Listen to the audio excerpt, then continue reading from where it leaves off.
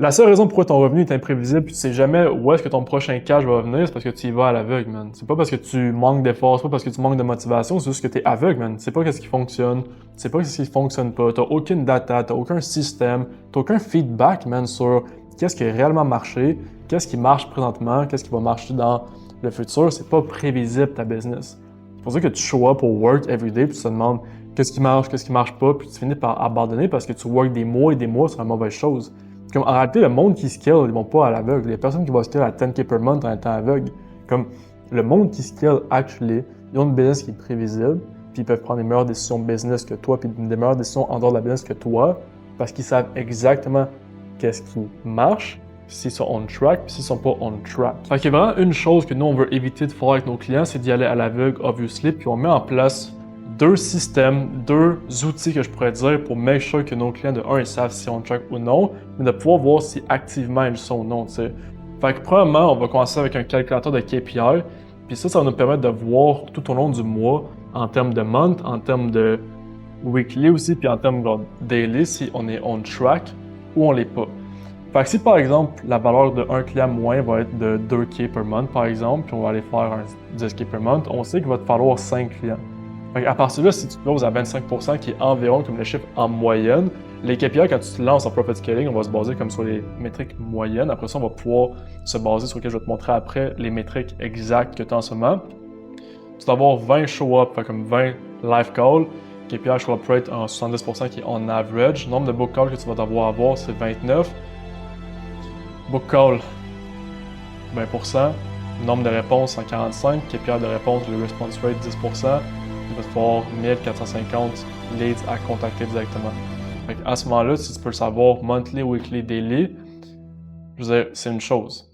Mais ça, c'est comme, je veux dire, apprendre à conduire en étant porky, parce qu'après ça, il faut que tu track activement pour voir si tu es on track ou non. Puis je me répète, mais il faut vraiment que tu saches si tu l'es ou non, parce qu'à partir de là, tu vas pouvoir prendre les meilleures décisions business pour voir où est le problème. Fait que c'est pour ça que nous, après ça, on met en place un tracker d'acquisition, où est-ce qu'on peut activement savoir, de un, le nombre de outreach qu'on envoie, daily tout au long du mois, mais après ça, le nombre de combos qu'on a, fait qu'on va savoir le nombre de outreach convo, le nombre de response rate. Parce que ces KPI-là que je viens de montrer sont basés sur un response rate de 10%. Fait que si on est en bas de ça, on ne sera pas on KPI, fait qu'on va pas être on track. Tu comprends un peu le principe? Exactement. Fait qu'après ça, conversation à book call, là, tu vas avoir le booking rate. Fait que qu'est-ce qui sépare une conversation puis un book call? La conversation. Fait que si on voit que tu te fais ghoster par tes leads, le monde commence à te répondre aux 2 jours, etc., ben, on va analyser les conversations. C'est ça qu'on fait avec nos clients, on analyse les conversations, on build une meilleure structure d'appointment selling. Mais ça, on va le savoir à cause qu'on va connaître notre KPI, puis on va tracker activement, fait qu'on va pouvoir voir si on est on track ou non. Fait que où régler le problème, puis quand régler le problème. Parce que si, exemple, tu fais la prospection, puis tu ne track pas, par exemple. Tu peux faire la prospection pendant 2, 3, 4 mois. Là, tu vas te demander pendant des semaines, des mois, ah, je travaille fort, je suis motivé, etc., mais ça ne marche pas. Tu vas même pas savoir si c'est le nombre de réponses le problème ou c'est le nombre de book calls le problème parce que tu ne track pas. Parce que si, par exemple, le problème, c'est tes réponses, ben à ce moment-là, tu vas changer d'opener, tu vas track différents openers pour voir lequel te mène le plus de réponses pour être on track sur tes KPI. Make sense? Même chose avec les conversations. Si tu vois que oui, tu as des réponses, mais ça ne book pas dans le calendrier, ça veut dire qu'il y a un problème dans ta convo.